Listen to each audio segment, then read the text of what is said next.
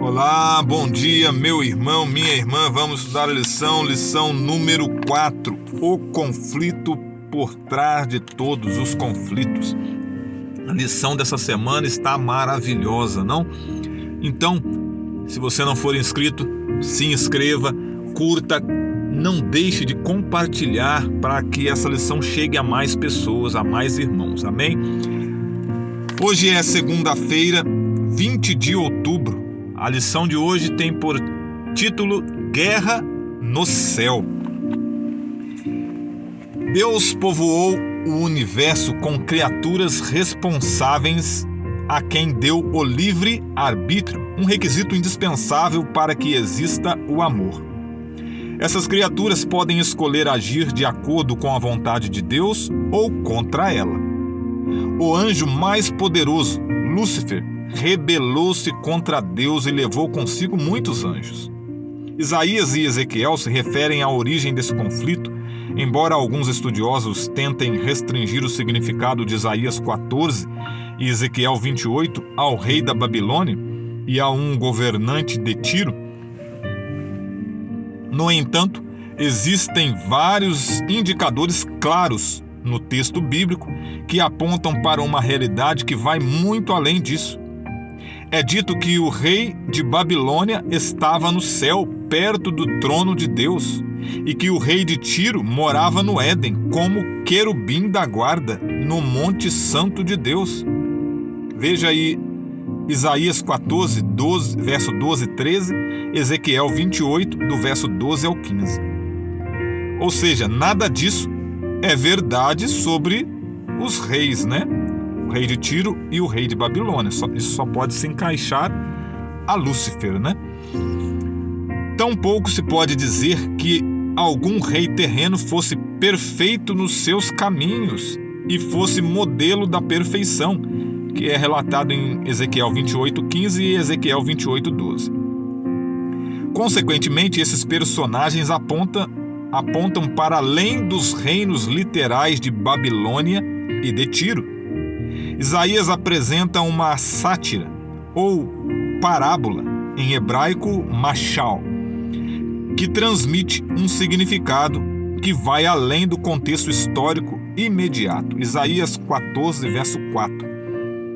Nesse caso, o rei da Babilônia se torna um exemplo notável de rebelião, autossuficiência e orgulho. Da mesma forma, Ezequiel faz uma distinção entre o governante de Tiro e o rei de Tiro. Veja Ezequiel 28:2, 28:11 e 12, onde o príncipe, que estava ativo no domínio terrestre, se tornava símbolo de um rei que atua no domínio celestial.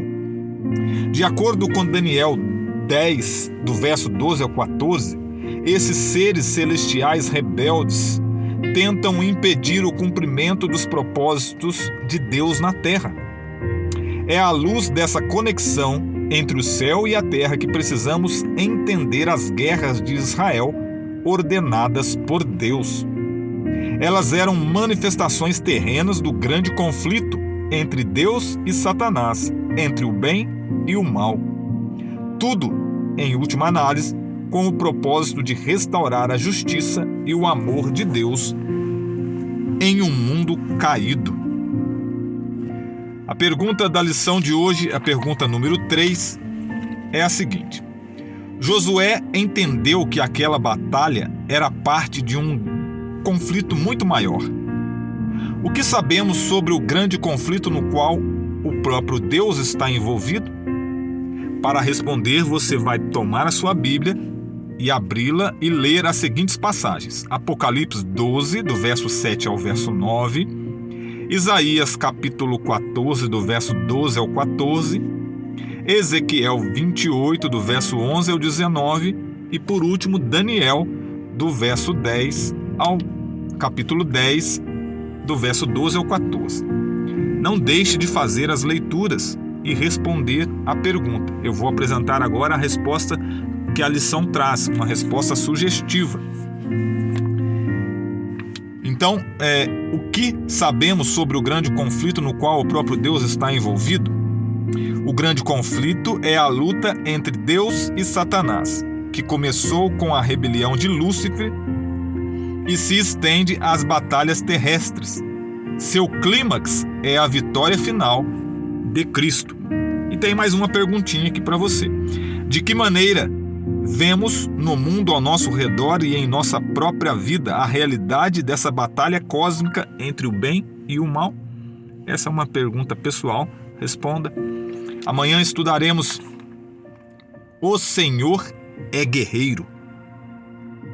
Até lá, um forte abraço. Que a paz e a graça de Deus o Pai e de Cristo Jesus, nosso Senhor e Salvador, esteja com você.